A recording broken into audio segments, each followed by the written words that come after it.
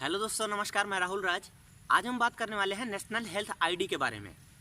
तो अभी हाल ही में 15 अगस्त के दिन अपने लाल किले के प्राचीर से अपने माननीय नरेंद्र मोदी जी ने एक अनाउंसमेंट किया कि वो national digital health mission NDHM के तहत नेशनल हेल्थ आईडी लाने वाले हैं, और जो एक हेल्थ सेक्टर में और हेल्थ केयर फैसिलिटीज़ प्रोवाइड करने में ये एक बहुत बड़ा रिवोल्यूशन का काम करेगा।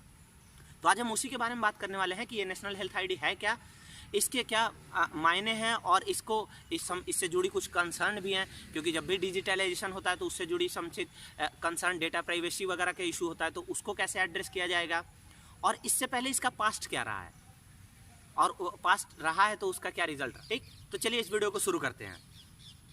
तो सबसे पहले हम ये जान लें कि नेशनल हेल्थ आईडी जो है वो एक तरह का आपका हेल्थ अकाउंट है, जिसमें आपकी हेल्थ से जुड़ी जो कुछ भी इंफॉर्मेशन है वो सब इन्फो रहेगी। जैसे कि आपने कब कौन किस डॉक्टर से किस चीज़ की दवा ली, आपने आपकी क्या क्या जो आपकी हेल्थ से जुड़ी जो कुछ भी रिपोर्ट्स हैं वो सब कुछ वहाँ रहेंगी, आपने क्या दवा लिया, तो ये सब जो इन्फॉर्मेशन है वो सब वहाँ पे रहेगी।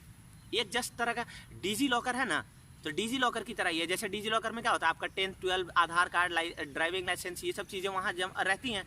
आपके पास आईडी पासवर्ड होता है, उसका आप जब चाहो तब एक्सेस कर सकते हो। तो ये उसी तरीके का एक तरह अकाउंट है, हेल्थ अकाउंट है, हेल्थ से जुड़ी अकाउंट है, ये बोल सकते हो आप। तो इसमें क्या है, इसमें एक 14 डिजिट का एक सीरियल नंबर रहेगा आपके पास, वो यूनिक कोड वो सबके पास रहेगा, और इसके लिए आपको नाम, पता, मोबाइल नंबर, आधार कार्ड से ये लिंक रहेगा टोटली। ठीक है, तो अब इसके बारे में एक चीज़ जो सबको जाननी चाहिए कि ये एक वॉलेंट्री स्कीम है।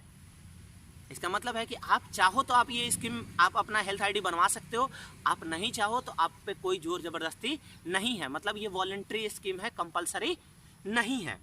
ठीक है, तो अब इसके बाद से क्या है कि और दूसरी चीज़ जो ये है कि ये दूसरा जो रीज़न है कि क्या कोई और इसको एक्सेस कर सकता है आपके अलावा, तो नहीं, ये आप ही के पास आईडी पासवर्ड रहेगा, और आप जब जिस डॉक्टर के पास जाएंगे उनको अगर आप इस चीज़ का एक्सेस देंगे, उनको आप इस चीज़ का इन्फॉर्मेशन देंगे, आईडी पासवर्ड देंगे, तो वो उसको एक्सेस कर सकते हैं। तो अब हम बात करते हैं कि क्या ये हेल्थ सेक्टर में ये किस तरह से बेनिफिट करेगा।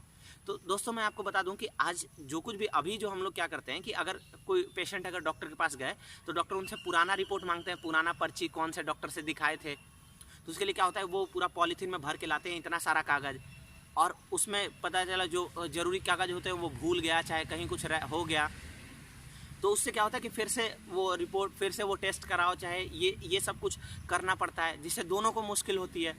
तो इसके बाद से क्या होगा कि आपको कुछ नहीं करना होगा, आपको कुछ नहीं लेकर जाना है, आप सिंपली जाइए, उनको अपना आईडी पासवर्ड दीजिए, और वो सब कुछ आपका डेटा जो है कि आपने कब कौन सी क्या दवा ली है, तो ये सब कुछ वो एक्सेस कर सकते हैं। तो ये एक बहुत बड़ा बेनिफिशियल स्टेप कहा जा सकता है जो कि गवर्नमेंट ने लिया है। तो अब हम बात करते हैं कि ये स्टार्ट कब से हुआ। तो 2018 में गवर्नमेंट ने इसका ब्लूप्रिंट तैयार किया था, और उसके बाद से ही ये मतलब होने लगा डिबेट, और कई तरह की बातें होने लगी कि हाँ इसको कैसे लागू किया जाएगा, क्या क्या चीज़ें रहेंगी इसमें। फिर और अभी की अगर हम बात करें तो ये एक पायलट प्रोजेक्ट के फॉर्म में ये यूनियन टेरिटरीज़ में लागू किया जा रहा है। यूनियन टेरिटरीज अंडमान निकोबार, लक्षद्वीप, लद्दाख वगैरह में ये अभी लागू किया जा रहा है। वहाँ से जो फीडबैक होगा उसको, उसमें जो प्रॉब्लम्स होंगी उसको एड्रेस करके और बाकी जगहों पे ये लागू किया जाएगा। बट ये वॉलेंट्री ही है, कंपलसरी नहीं है। अब हम बात करने वाले हैं कि ये इससे जुड़ी कुछ कंसर्न्स के बारे में। तो देखिए, जब भी किसी चीज़ का डिजिटलाइजेशन किया जाता है तो उससे जुड़ी दो कंसर्न तो रहती हैं, एक डेटा सिक्योरिटी, और ये हेल्थ है तो इसमें पेशेंट प्राइवेसी। ये दो बहुत बड़े मुद्दे हैं जिनका अभी तक कोई एड्रेस किया नहीं गया है इंडिया में। क्यों? क्योंकि हमारे यहाँ डेटा प्रोटेक्शन लॉ ही है। सुप्रीम कोर्ट बार बार कह के थक गया है गवर्नमेंट से कि आप पहले डेटा प्रोटेक्शन लॉ लाओ, क्योंकि आप डिजिटलाइजेशन कर देते हो और जब सामने वाले को यही नहीं एश्योर है कि उसका जो है वो डेटा प्रोटेक्ट रहेगा कि नहीं रहेगा, कौन कौन उसको एक्सेस कर सकता है, तो वो कैसे वो एश्योर नहीं होगा, तो वो फिर इसमें पार्ट ही नहीं लेगा। तो सबसे बड़ी चीज़ तो ये है कि गवर्नमेंट को ये करना चाहिए कि सबसे पहले कोई डेटा प्रोटेक्शन लॉ हो, और इसके लिए बहुत मतलब ज़बरदस्त सॉफ्टवेयर बनाए ताकि कोई ये, क्योंकि एक पेशेंट प्राइवेसी ये एक बहुत बड़ा इशू है।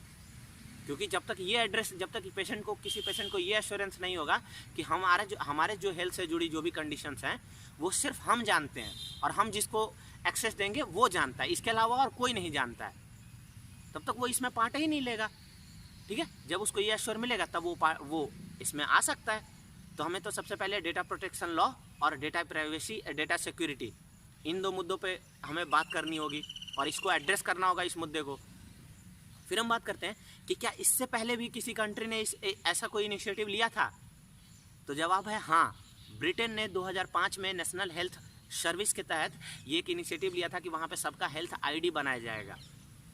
बट जो 2010 तक आते आते ब्रिटेन में ये जो लॉ था इसके अंदर इतने सारे चेंजेस करने पड़े और जो भी चीज़ें थी कि जो बना रहा है, चाहे जो सप्लाई डिमांड वगैरह थी, इसके बीच में इतना ज़्यादा झोलमोल हो गया कि 2010 तक आते आते ब्रिटेन को लगा कि अब ये तो पॉसिबल ही नहीं है कि इसको आगे कैसे प्रोसीड किया जाए। और जब उन्होंने इस चीज़ का एनालाइज किया तो उनका इसमें 2005 से 2010 में 11,000 करोड़ रुपए खर्च हो चुके थे। तो ये आप कह सकते हो कि 11,000 करोड़ रुपए का नुकसान हुआ था ब्रिटेन को इसी स्कीम के तहत, इसी स्कीम को बनाने में।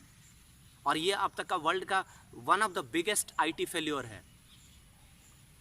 तो हम यही चाहते हैं, ये एक बहुत बड़ा बेनिफिशियल स्टेप है और ये सही में एक रिवॉल्यूशनरी स्टेप है अगर ये सही से इम्प्लीमेंट किया जाए तो हम देखते हैं, इसे हम लोग आगे देखते हैं कि गवर्नमेंट इसे कैसे इम्प्लीमेंट करती है, जो भी कंसर्न है लोगों के उसको कैसे एड्रेस करती है। बाकी आपको कोई आपकी जो राय हो इस वीडियो के बारे में आप नीचे कमेंट सेक्शन में लिख सकते हो। आप हमें इंस्टा ID @medicoctail पे भी आप अपनी राय बता सकते हो। Thank you.